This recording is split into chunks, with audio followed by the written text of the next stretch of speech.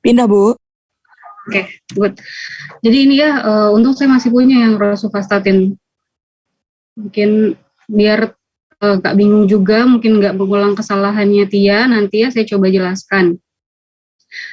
Di sini Anda semua kan sudah ada prakteknya ya, ada praktikumnya ya.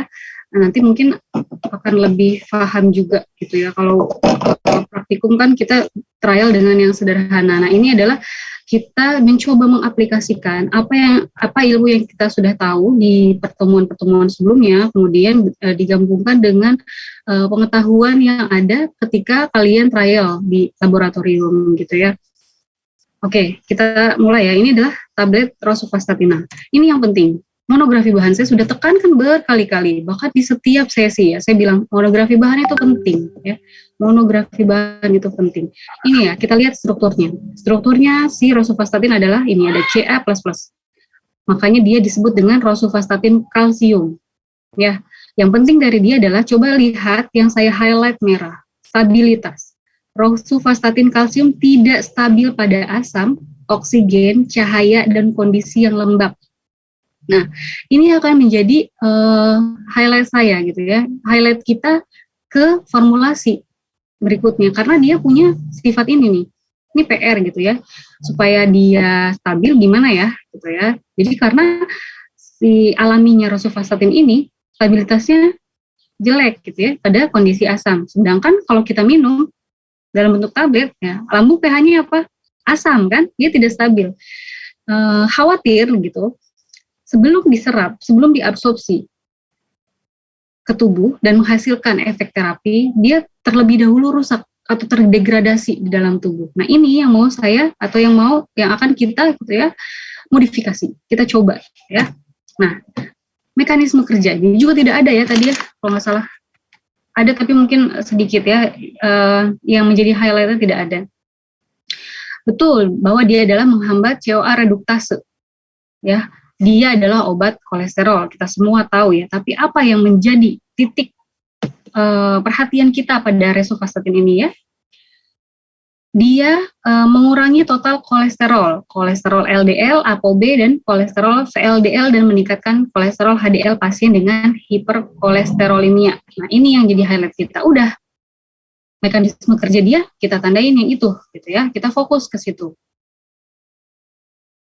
Ini mungkin sudah ya dijelaskan tadi ya, indikasinya dosis 10 mg per hari, walaupun di pasaran ada ya yang 20 dan 40, tapi dosis terendah adalah 10 mg per hari gitu ya. Efek sampingnya sudah ada gitu ya di sediaannya, di bungkusnya, di kemasannya, ya perhatian dan peringatan juga mungkin bisa dibaca sendiri atau dicari tahu sendiri. Tapi kalau presentasi ini harus dijelaskan ya, walaupun hanya sekilas gitu ya. Saya hanya sedikit menambahkan ya, apa poin penting dan sedikit mengoreksi apa yang menjadi presentasi Tia tadi. Tapi nanti kalau presentasi ya, teman Anda semua presentasi ini dijelaskan juga ya secara sekilas. Ataupun jadi nggak cuma baca gitu ya. Nah, rosuvastatin punya interaksi obat, tadi juga kalau nggak salah ada ya interaksi obat, jadi saya tidak akan bahas kalau sudah ada tadi. Nah, ini dia yang pentingnya, data farmakokinetik. Bioavailability-nya bisa dilihat 20% saja, itu adalah rendah ya. Nah, itu yang jadi catatan kita, oh dia profilnya bioavailability-nya 20% saja nih, CP max-nya 3,3 sampai 5 jam, waktu paruhnya 19 jam. Oke, kita lihat lagi di bawah, lipofilisitasnya hidrofilik. Oke, kita next lagi ya. Nah, baru kita masuk ke pertimbangan formulasi dan pemilihan bahan. Tadi kita sudah tahu bahwa rosuvastatin kalsium itu tidak stabil, terutama di mana? Di suasana asam.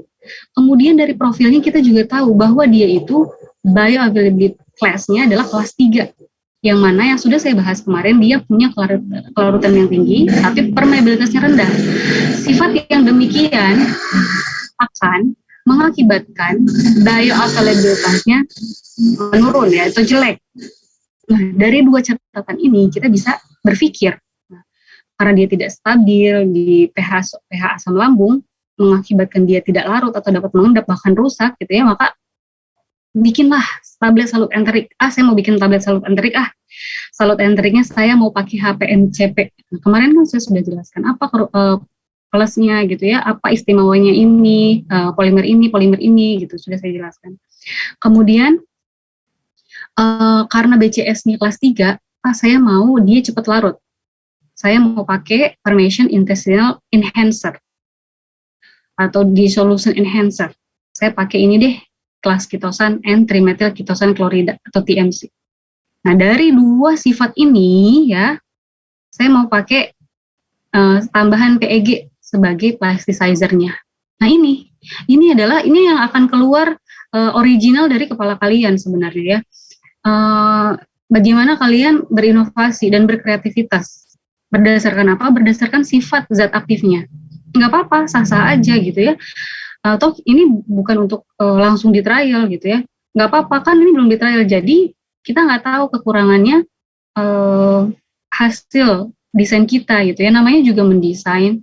Kita berusaha yang terbaik berdasarkan literatur yang kita punya gitu. Oke, saya next ya. Nah, akhirnya saya pilih bahannya. Setelah saya berpikir saya akan membuat tablet salut enterik seperti yang kita pelajari sebelumnya, bahwa tablet salut enterik itu punya tablet inti dan formula tablet inti dan formula penyalut ya. Kita ke tablet inti dulu. Saya mau pakai Avicel PH 102 sebagai binder dan filler ya, karena dia cocok untuk metode kempal langsung yang saya ingin pakai. Saya mau pakai kempal langsung nanti gitu ya.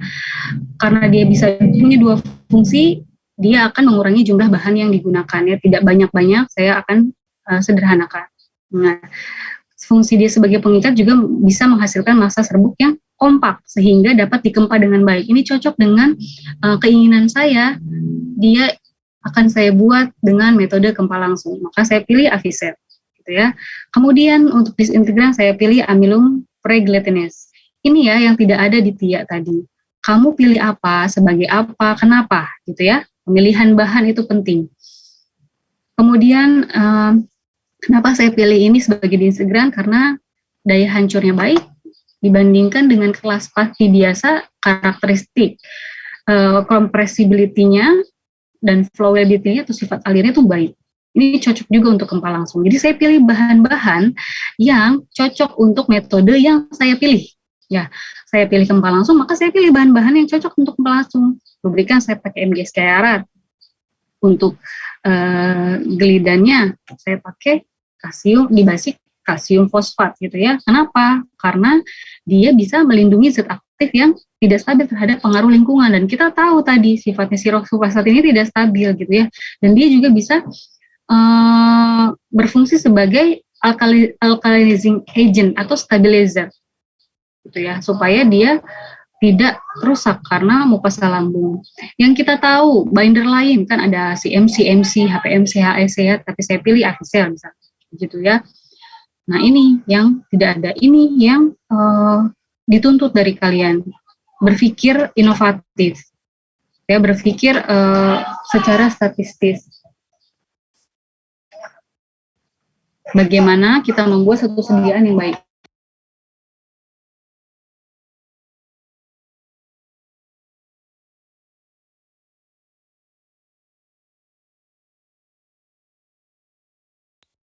Oke. Kemudian ini adalah tablet inti ya. Untuk lapisan penyalut, saya mau pilih bahan lapisan salut enteriknya HPMCP gitu. Walaupun kita tahu ada hydrajit, ada CAP ya, selulose asetat ftalat, ada N-algina, tapi saya mau pilih HPMCP karena menurut saya dia mampu melindungi zat aktif yang di lambung gitu ya. Karena saya mau si zat ini larutnya di usus, karena kalau di lambung rusak. Kemudian dia itu dapat larut dengan cepat di usus dibandingkan dengan CAP, sehingga dapat meningkatkan kelarutan obat ya, mendukung maunya saya, mendukung keinginan saya agar dia cepat melarut karena BCS dia jelek ya. Kemudian pakai juga enhancernya TMC. Ya, enhancernya saya mau pakai TMC supaya permeasi di ususnya meningkat, supaya bioavailability-nya juga nanti meningkat gitu ya. Karena apa? Karena dibandingkan permeation enhancer lain gitu ya, dalam golongan ketosan, dia lebih baik karena pH-nya rentangnya range-nya lebih luas, sehingga dapat larut pada usus bersama dengan salut enteriknya untuk meningkatkan permeasi obat ya. Saya juga akan gunakan plasticizer-nya PEG untuk memberikan lapisan tipis yang dapat mencegah lapisannya cracking. Gitu ya. Kemudian saya gunakan pelarutnya etanol dan air 8:2 sehingga dia itu bagus untuk melarutkan HPMCP dan dia juga tidak toksik gitu ya, mudah menguap juga, makanya saya pilih pelarutnya etanol dan air. Nah ini ya, ini yang tidak bisa kita cari-cari di luar, ini benar-benar original yang kita pikirkan gitu ya, ini menjadi value yang mahal dari seorang formulator. Semakin bagus formula kamu, nanti semakin baik gitu ya nilainya, value-nya. Oke. Baru kita masuk ke formulasi nih. Tadi kita sudah pikirkan ya. Kita pikirkan matang-matang karakteristiknya si rosuvastatin. Oh, dia begini. Oke deh, sepertinya saya buat ini. Kalau saya mau buat ini, berarti saya pilih bahannya ini gitu ya. Baru kita ke formulasi ya. Tadi kan sudah ya dipilih sediaan ya. Rosuvastatin kalsium kan sedikit larut dalam larutan dengan pH 4 dan pH di bawah 4. Rosuvastatin kalsium tidak stabil pada asam, oksigen, cahaya, dan kondisi yang lembab. Dan dilindungi dari asam, kita ingin dia dilindungi dari asam lambung, maka dibuatlah sediaan tablet salut enterik. Ya.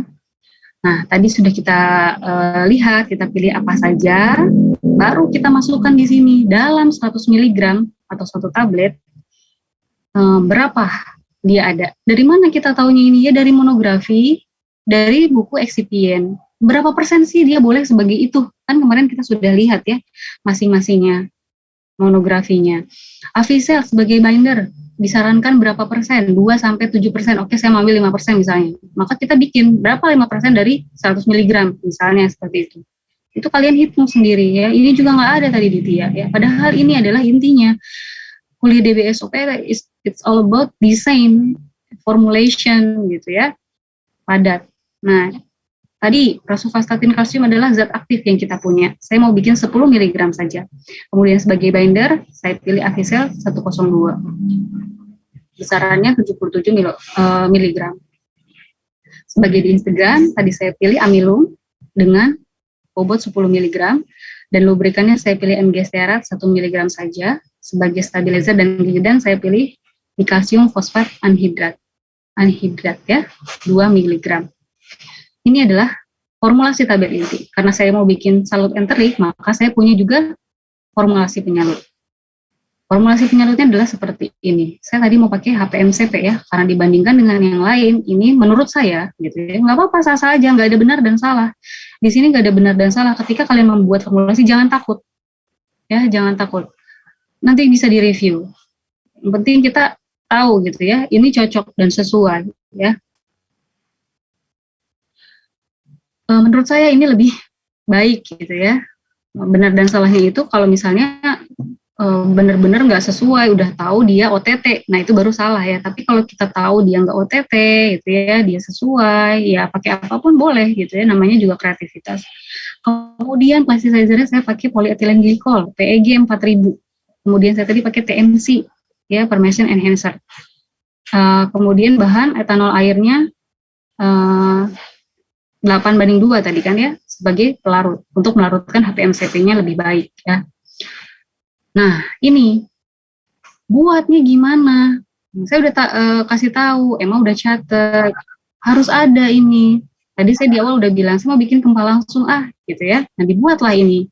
Cara pembuatan tablet. Semua bahan-bahan yang diperlukan ditimbang sesuai dengan perhitungan bahan. Kemudian rosuvastatinnya dicampur dengan Avisel, diaduk hingga homogen.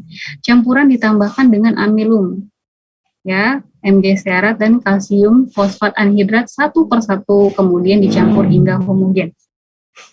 Lalu dievaluasi masa tabletnya dengan uji kompresibilitas, sudut reposa itu sudut hentinya ya, dan laju alirnya.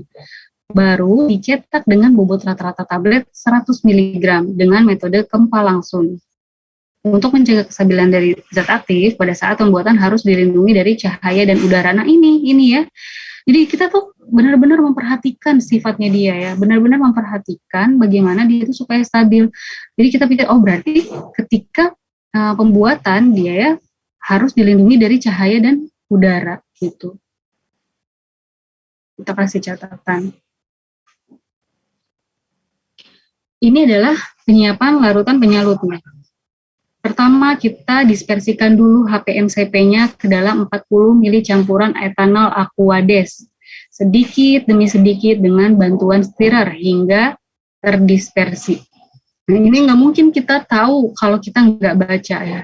Ini sebenarnya adalah salah satu metode untuk memperkaya pengetahuan kalian terhadap formulasi suatu sediaan. Dengan kalian banyak baca, ada di jurnal gitu ya, jadi kalian tahu. Karena kalau misalnya, metode terbaik adalah learning by doing kan. Semakin baca, semakin kita tahu, semakin kita connect gitu. Kalau kita dijelasin aja gitu ya sama orang ya, metode satu arah gitu ya, orasi atau misalnya ya kayak gini ya, menjelaskan saja satu arah dari dosennya ke mahasiswanya, itu mungkin akan sedikit saja yang terserap. Makanya dibuat tugas. Tugas itu apa fungsinya? Supaya mencari sendiri, memahami sendiri gitu ya. Bisa dibaca berkali-kali sendiri sampai paham, oh begini. Ketika dijelaskan nyambung gitu ya.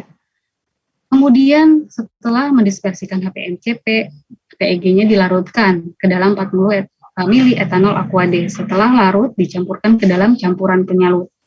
Baru ditambahkan trimetil ketosan klorida. Setelah larut, dicampurkan ke dalam pencampuran penyalut.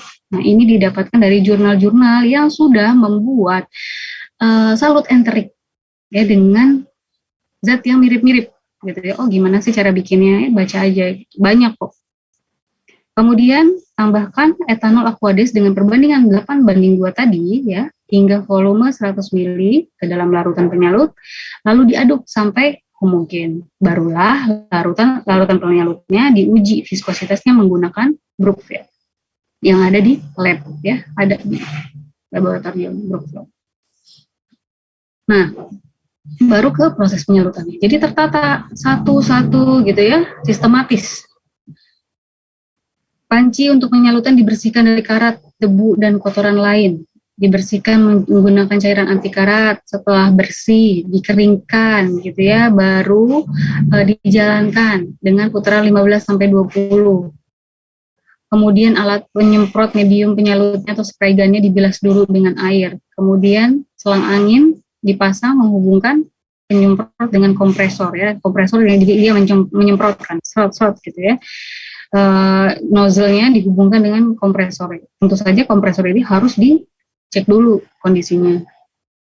Nah, ini ya, katup keluarnya angin ditutup dan kompresor dinyalakan sampai jarum pengukur tekanan angin menunjukkan angka 50 sampai 70. Ini Anda bersihin kamar kamu.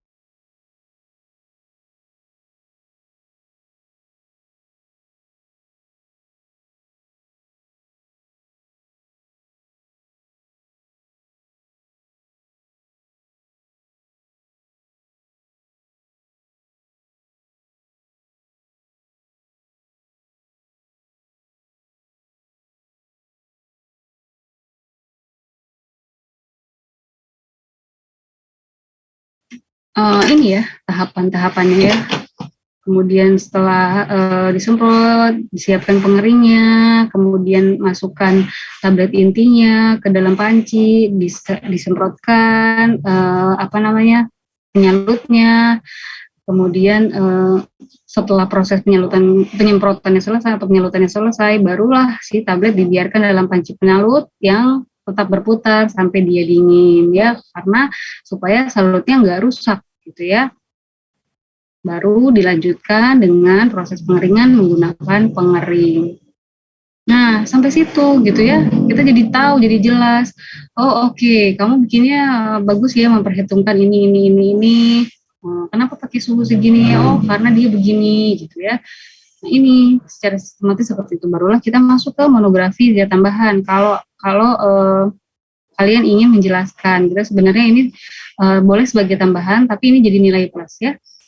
Nah, tadi kenapa saya pilih Avisel gitu ya? Karena dia ini tuh punya stabilitas yang cukup baik ya, walaupun bersifat higroskopis. Kemudian dia juga bisa digunakan sebagai disintegran gitu ya. Nah, ini formulanya ada 20-90% sebagai pengisi. Kayaknya saya tadi pakai sejumlah sekian. Ini adalah amilum regelatinasi starch 1500. Saya pakai ini gitu ya. Saya pakai ini sebagai disintegran. Kemudian dia karena dia stabil, stabilitasnya baik. Saya pakai magnesium stearat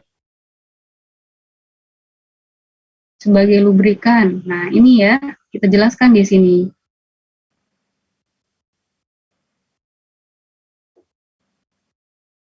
Ini saya gunakan sebagai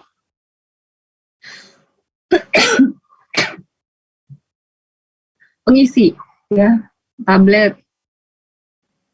Dia stabilitasnya bagus, non higroskopis, dia tidak toksik juga gitu ya. Makanya saya pilih ini. Ini tadi HPNCP yang saya pilih. Kita jelaskan kenapa kita pilih HPNCP gitu ya, dari segi kelarutan, dari segi stabilitas ya.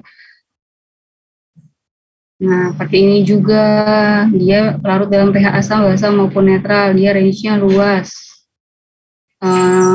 Kemudian dia itu bisa sebagai permeation enhancer karena range-nya yang luas tadi. Kemudian polyethylene glycol, kelarutannya seperti apa? Mengapa pilih dia? Nah, etanol itu seperti apa? Tadi kan kita pakai etanol ya. Boleh kita tambahkan di sini. Kalau Aquade sebenarnya tidak perlu ya, tapi nggak apa-apa kalau kalian mau tambahkan. Nah, baru ke evaluasi. Dari tablet yang sudah kita buat tadi, bagaimana kita tahu kalau dia itu baik atau tidak? Makanya dilakukan evaluasi. Ya, evaluasi yang harus kita lakukan pada tablet inti itu apa saja gitu ya. Nah, ini itu harus dicari referensinya ya, nggak bisa kita sendiri. Ya, tapi kan kita kemarin sudah beberapa mempelajari evaluasi tablet kan, kurang lebih sama lah. Tapi kalau kalian mau lebih spesifik sesuai dengan apa yang kalian mau, formulasi yang sama dengan yang kalian buat, nah itu ada di jurnal. Tapi kalau misalnya mau yang dasar-dasar saja, ya kemarin kan kita sudah punya basicnya gitu ya, apa saja evaluasi tablet yang ada. Nah, pada formulasi ini ya, dilakukan dulu evaluasi massa tablet inti, kemudian evaluasi tablet inti itu sendiri, kemudian baru dilakukan evaluasi tablet salut enterik, dan dilakukanlah uji stabilitas. Nah, ini adalah evaluasi massa tablet inti. Massa tablet inti ada uji kompresibilitas dan sudut reposa. Sedangkan uji kompresibilitas yang dilakukan itu kita jelaskan bagaimana cara melakukannya ya. Massa tablet ditimbang, dimasukkan ke dalam gelas ukur, dibaca formula yang terlihat, diketuk-ketuk, kemudian dimasukkan nilainya ke dalam rumus supaya kita tahu ya berapa sih nilai yang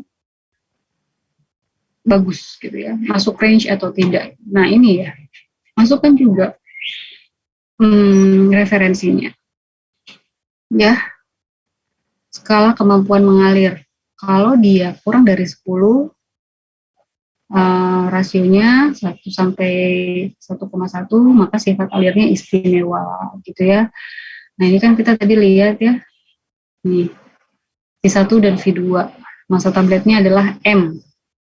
Maka kita masukkan ke rumus ya, M per V1, M per V2, kemudian masukkan ke sini, ke rumus indeks kompresibilitas. BJ mampat dikurangi BJ balek. Nah, tadi kan udah ada rumusnya, BJ balek M per V1. V1 adalah ini ya, volume yang terlihat pada saat massa tablet ditimbang dan dimasukkan ke gelas yang pertama.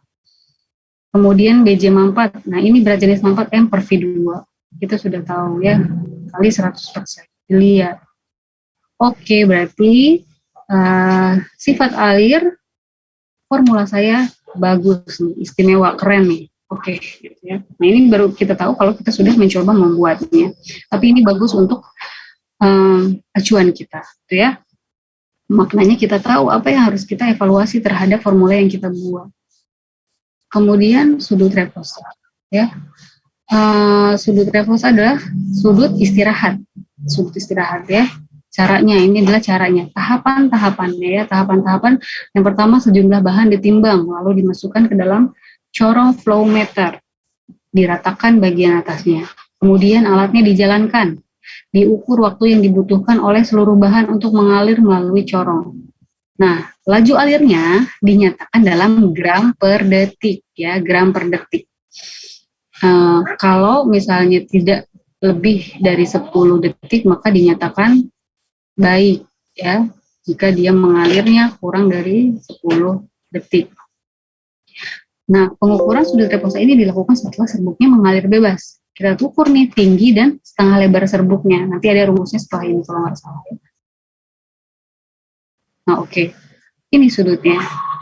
Rumus sudutnya. Sudut istirahat atau sudut reposa adalah ya, tangan dari tinggi serbuk dibagi jari-jari serbuk. Kita lihat apabila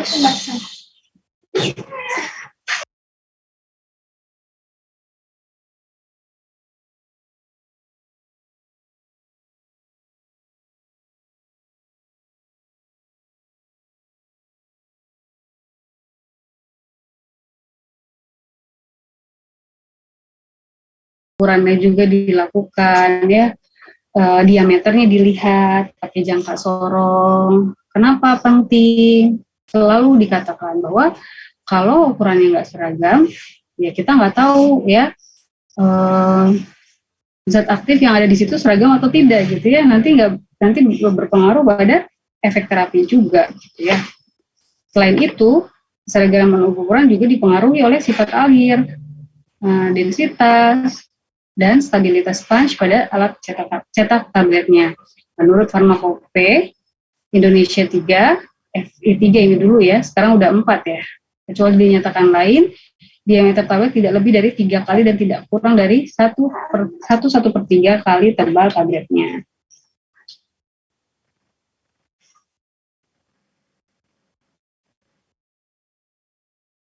Nah, ini adalah uji keseragaman bobot. Kita sudah tahu ya caranya seperti apa.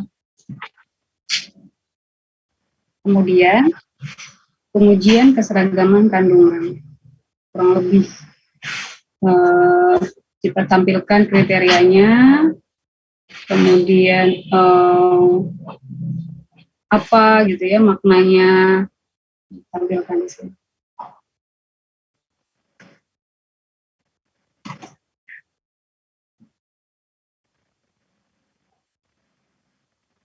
Jika harga rata-rata dari harga batas yang tertera pada definisi potensi dalam tiap monografi adalah 100% atau kurang, maka ya kecuali dinyatakan lain dalam masing-masing monografi, persyaratan keseragaman dosis dipenuhi jika jumlah zat aktif dalam masing-masing dari 10 satuan terletak antara, ini menurut Farmakope, 85 sampai 115% dari yang tertera pada etiket. Ini sebenarnya tekstual ada ya di Farmakope. Ketentuan mengenai keseragaman kandungan ini diambil dari Farmakope. Kemudian uji keseragaman tablet. Ya, alatnya, kemudian bagaimana caranya. Nah, ini mungkin akan sama ya pada beberapa formulasi dari yang Anda buat. Regasan seperti apa ini juga nanti akan sama ya. Jadi yang Anda buat nanti yang dijelaskan saja ya. Kemudian waktu hancur, bagaimana, apa pentingnya, bagaimana cara melakukannya, gitu ya. Ini bagaimana cara melakukan seperti ini. Terus apa yang dinilai, bagaimana kalau nilai yang baik itu seperti apa. Kemudian uji disolusi. Itu dijelaskan ya. Kemudian evaluasi sediaan tablet salut, ada apa saja? Karena saya ingin sediaan tablet salut, saya evaluasi kenaikan bobotnya. Ya lapisannya itu seberapa tebal sih gitu ya, pakai SEM atau scanning electron microscope. Kemudian diuji permukaan tablet salutnya, higroskopisitasnya berapa, seberapa dia higroskopis maksudnya ya. Uji susu pengeringan. Kemudian tentu saja kita harus uji waktu hancur tablet salut enteriknya ya. Berapa lama dia larut, jangan sampai terlalu lama gitu ya, terlalu kuat jadi lama. Yang baik adalah yang sesuai dengan ketentuan ya. Semua tablet harus hancur sempurna pada pengujian ini. Kemudian penetapan kadar. Ini juga adalah salah satu yang paling penting. Penetapan kadar ya. Percuma kita buat formula yang keren-keren tapi ternyata kadarnya tidak sesuai gitu ya. Tadi kita inginkan dia 10 miligram kan. Maka berapa yang harus kita buat gitu ya. Nah, ini diambil dari jurnal itu referensinya ya, punyanya Kandia tahun 2010. Dilakukan uji stabilitas. Bagaimana menguji stabilitas ya? Ditampilkan di situ apa tujuannya. Kalau di sini ditampilkan bahwa untuk melindungi produsen dari klaim, mengetahui berapa lama masa edarnya, ini penting banget. Dan bisa membuat kita lebih yakin terhadap kualitasnya, termasuk keamanan dan efektivitasnya selama masa edar.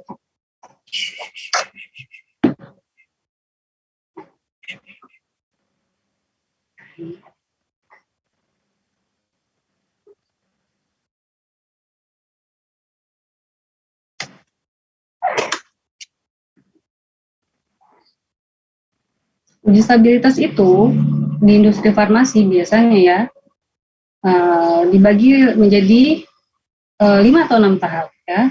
0, 1, 2, 3, 6 bulan, 12, 24 biasanya. Tapi 5 sampai 6 biasanya cukup. Biasanya yang diperiksa juga 13. Ini juga harus kita jelaskan ya. Ada juga yang dipercepat. Kemudian bagaimana data uji stabilitasnya. Nah ya, ini kan kalau ini nanti saya jadi yang jelasin ya. Nah, Anda semua juga buat kemasannya ya, yang menarik, satu paket dengan formulanya.